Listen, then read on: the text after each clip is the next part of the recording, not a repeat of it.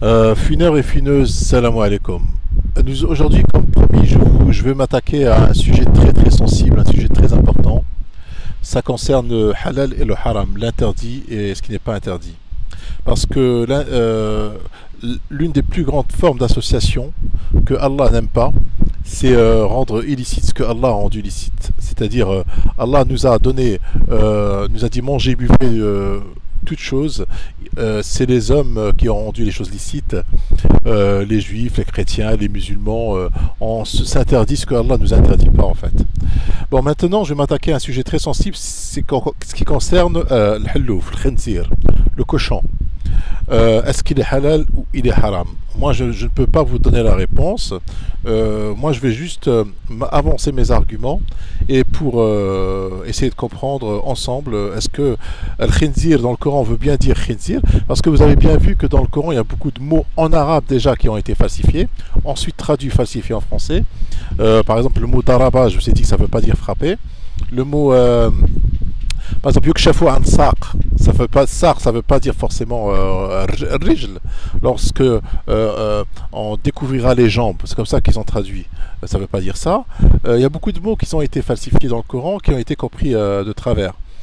Par exemple, le mot kafara, où ils disent que kuffar, ce sont les chrétiens et les juifs. Il y a eu beaucoup de mots qui ont été falsifiés.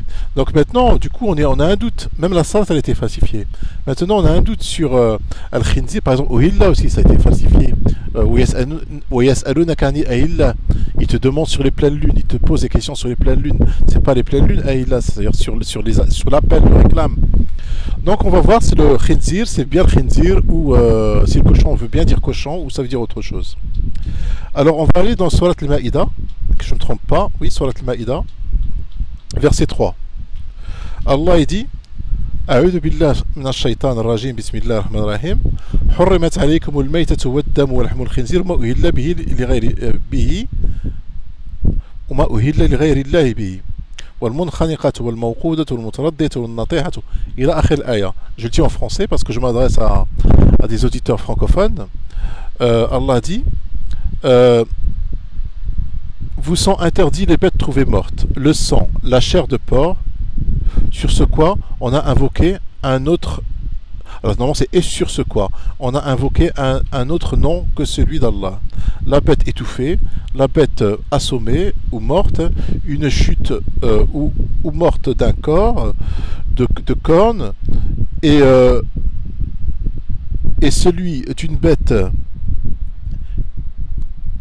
Et celui qu'une bête féroce a dévoré, sauf celle que vous égorgez avant qu'elle ne soit morte, vous sont interdits aussi la bête qu'on a immolée sur les pierres dressées, ainsi que de procéder au partage, au tirage au sort, au moyen de flèches, et cela est pervers. Aujourd'hui, les mécréants désespèrent de vous, détournés de votre religion. Ne les craignez donc pas et craignez-moi. Aujourd'hui, je parachève pour vous votre religion et accomplis pour vous mon bienfait, et j'agrée l'islam comme religion pour vous.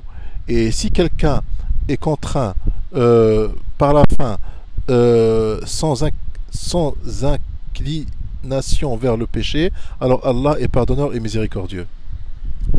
Donc vous voyez, déjà dans ce verset il y a un truc très important. Aujourd'hui je vous parachève car cela est pervers, hein, mécréant. Aujourd'hui j'ai parachevé pour vous votre religion. Donc la religion d'Allah est parachevée. Les sunnites ils disent non, la religion d'Allah n'est pas parachevée. Il faut la parachever avec les hadiths. C'est les hadiths qui vont parachever la religion d'Allah. Ils vont à l'encontre d'Allah, vous vous rendez compte? Bon, revenons à nos moutons. Nous parlions du cochon. Je ne sais pas si vous... Moi, je me suis rendu compte que Allah nous a autorisé de manger des serpents, des lézards, je sais pas moi, des oiseaux, des pigeons, des requins, tout ce que vous voulez. Tout ça, c'est illicite. Il y en a même qui mangent des insectes, qui les font friture. Il paraît que c'est riche en protéines. Tout ça, Allah nous a rendu licite. il ne nous a pas interdit. Et il va nous interdire une viande d'un animal qui existe et que des peuples s'en nourrissent et ils n'en sont pas malades. Il y a quelque chose qui cloche, il y a quelque chose qui m'interpelle. L'ahm al-khinzir, déjà, ce que ça veut dire, l'ahm al-khinzir. Déjà, il parle de viande de porc, il ne parle pas de porc, il parle de viande de porc. Le khinzir en arabe, ça veut dire khinz, tout ce qui pue. Khinz, la puanteur. Une viande qui pue, c'est-à-dire une viande puante. Moi, je vois ça comme ça. Après, on va voir maintenant, Allah, dans le Coran, il a parlé de plusieurs animaux. Il a parlé de chameaux, et il nous a décrit à quoi elles servent. Ça nous déplaçait dans le désert et à nous servir comme viande et de lait. Il nous a parlé de vaches. Il nous a bien décrit qu'elle a des cornes et qu'elle peut être jaune, qu'elle nous donne du lait, qu'elle nous donne de sa peau, qu'on fait des habitations avec sa peau, des tentes. Il nous a parlé de chiens. Le chien, on peut s'en servir pour faire de la chasse. Donc, il nous a parlé de poissons qu'on va pêcher dans les mers. Et il a parlé même le poisson qui a avalé Jonas, que c'est un poisson de mer, c'est un animal de mer, parce qu'il a été... voilà. Il nous a parlé de... À chaque fois qu'il nous parle d'un animal dans le Coran, cet animal, il nous donne sa description et son utilité. Il nous a parlé de chevaux aussi, pour aller faire les guerres, le Hissan. Il nous a parlé de...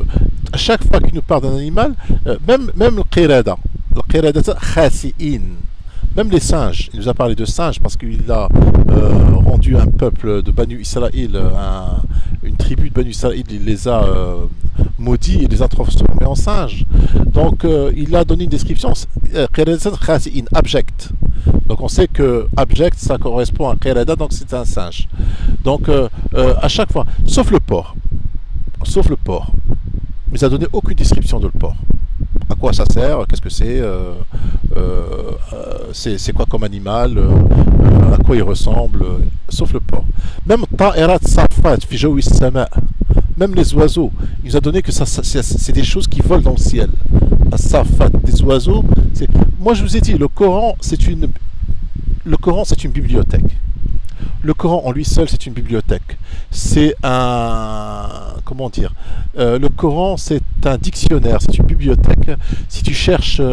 maintenant, dites-moi, à travers le Coran, que veut dire le mot porc? Khinzir pour les arabophones. L'ahmal khinzir. Moi, j'ai khinzir. Par exemple, qitmer. Par exemple... qitmer, khinzir... qui termine par R. Il y en a plein dans le Coran qui se terminent par R. Ou khinz, c'est la viande qui pue. Parce que là, dans le verset là, quand on regarde, il ne s'agit pas d'un animal précis. Dans le verset là, donc c'est en général. Il vous sont interdits les bêtes trouvées mortes. Les bêtes trouvées mortes. Le sang, c'est en général, c'est-à-dire le sang. Après, dans un autre verset, il dit le sang qui coule. C'est le sang qui est en train de couler. La chair de porc, c'est le seul où on parle d'un animal. Après, il parle de ce sur quoi on a évoqué autre que celui d'Allah. Après, il te parle des bêtes étouffées. En général, les bêtes étouffées. La bête assommée. Vous montez dans une chute ou morte dans un... Oh là là, j'ai perdu le verset. Attendez, excusez-moi. Parce qu'avec le soleil, j'ai du mal à lire avec mes lunettes de soleil et la tablette, j'ai du mal à lire en fait. Alors,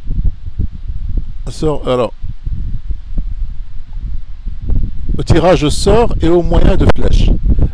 Car celle c'est une perversité. Après, plus loin, il te dit alors, le verset suivant. Allah te dit, il t'interroge sur ce qui leur est permis, c'est-à-dire licite. Dit, vous sont permises les bonnes nourritures,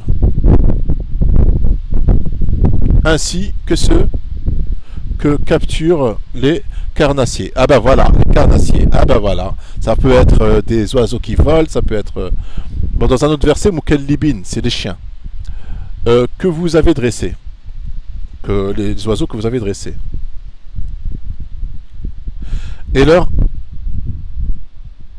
en leur apprenant ce qu'Allah vous a appris. Mangez donc de ce qu'elle capture, que vous ait prononcé dessus le nom d'Allah. Donc même si moi je dresse un carnassier, je sais pas moi, un guépard, il va me tuer un cochon, ben, si je pars sur cette logique-là, il me tue un cochon, ben, il me dit mangez. Allah il me dit, en apprenant qu'Allah vous a appris, mangez donc ce que Allah, ce qu'elle capture pour vous, et prononcez dessus le nom d'Allah. Ben, un carnassier, ça peut être un guépard que je vais dresser, ou une hyène. Et puis je la lâche et puis elle va tuer le cochon, ben ça devient... Non, je suis désolé. Hein. Le mot hallouf ne veut pas dire cochon. Le mot hallouf, le mot khinzir ne veut pas dire cochon, ne veut pas dire porc. Je suis désolé. Moi, j'en mange pas parce que j'ai été élevé comme ça. C'est inconscient, c'est dans mon subconscient, j'en mange pas. Mais maintenant, moi qui me réfère au Coran seul, khinzir ne veut pas dire hallouf, ne veut pas dire. Il faut chercher ce que ça veut dire. Moi, pour moi, ça veut dire la viande qui pue. N'importe laquelle, qu'elle soit de vache, d'autres animaux. Wassalamu alaikum. Le débat est ouvert.